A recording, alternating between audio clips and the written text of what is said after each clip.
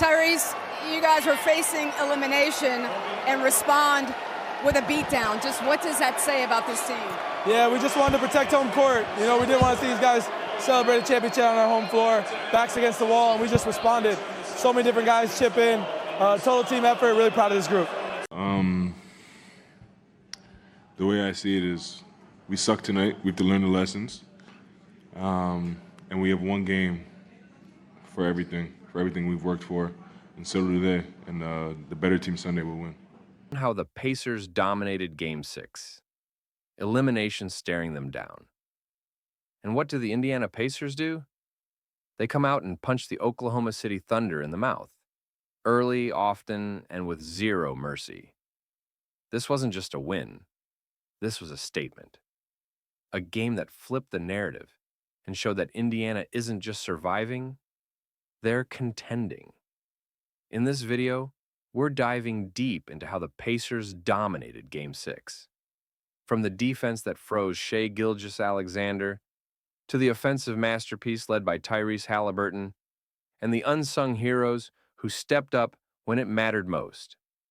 Let's set the stage real quick. Pacers down 3-2 in the series. The Thunder, young, hungry, and had looked borderline unbeatable in games 4 and 5.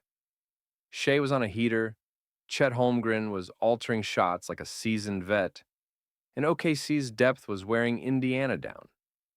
But coming back home to Gainbridge Fieldhouse, the energy was different. The Pacers came out locked in, not just to win, but to dominate. And that tone was set from the very first possession. Indiana's defense in this one? Absolute clamps. They held the Thunder to just 38% shooting from the field and only 26% from deep. Shai Gilgeous-Alexander, who had been averaging over 30 a game in the series, held to just 18 points on 6 of 17 shooting. And it wasn't just individual matchups. It was team defense. Miles Turner was an eraser at the rim. Bruce Brown chased every loose ball like his life depended on it.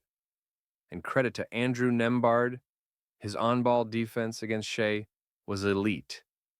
OKC thrives on pace and misdirection, but Carlisle's adjustments took that away. The Thunder couldn't get into their sets, and when they did, Indiana rotated flawlessly. Now, let's talk about Tyrese Haliburton, because he picked the perfect moment to remind the world who he is. He finished with 28 points, 13 assists, and just 1 turnover. The way he controlled the game? Vintage CP3 mixed with a little bit of Steph Curry flair.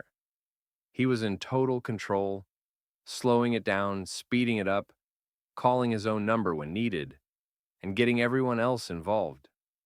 Against one of the league's best perimeter defenses, Halliburton was surgical, and the Thunder had no answer.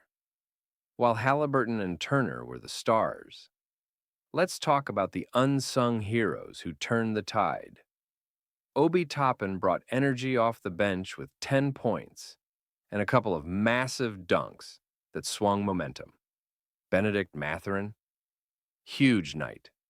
Came off the bench, gave them 15 gritty points, attacked the rim, hit his open threes, and matched OKC's athleticism blow for blow. Aaron Nesmith was doing all the little things, setting hard screens, contesting shots, and keeping Jalen Williams from getting comfortable. It was a total team effort, the kind of performance that doesn't show up fully in the box score, but wins playoff games. Now let's talk about the run that broke it wide open. Midway through the third quarter, with the Pacers up just 4, they went on a 19-4 run over 5 minutes. Everything clicked. Halliburton was dishing, Turner was swatting, and OKC completely unraveled. That run, that was the dagger. Thunder called 2 timeouts trying to stop the bleeding. Didn't matter. Indiana smelled blood and closed the quarter up double digits. And you've got to give major props to Rick Carlisle. This was elite coaching. He adjusted the pick and roll coverage to trap Shea at the top, took advantage of OKC's small ball lineups with bully ball inside, and trusted his bench at key moments. He didn't panic. He coached with confidence, and his players fed off that. This is the kind of playoff chess match that championship teams win. Carlisle outcoached Mark Daigneault in Game 6. Plain and simple. So now, it's tied 3-3, and all eyes turn to Game 7. Oklahoma City's going home, but Indiana's got all the momentum. If the Pacers bring this kind of balance, suffocating defense, Halliburton magic, bench production, they can steal one on the road and send the Thunder packing.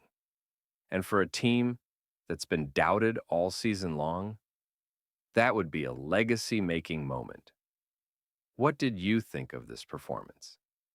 Was this the most complete game the Pacers have played all year? Can they actually win Game 7 on the road? Let me know in the comments. And if you're new here, smash that like button, hit subscribe, and tap the bell icon so you don't miss my Game 7 breakdown. This series has been insane, and it's only getting better. This is NBA Hotspot, and I'll see you next time for more hoops talk. Let's go.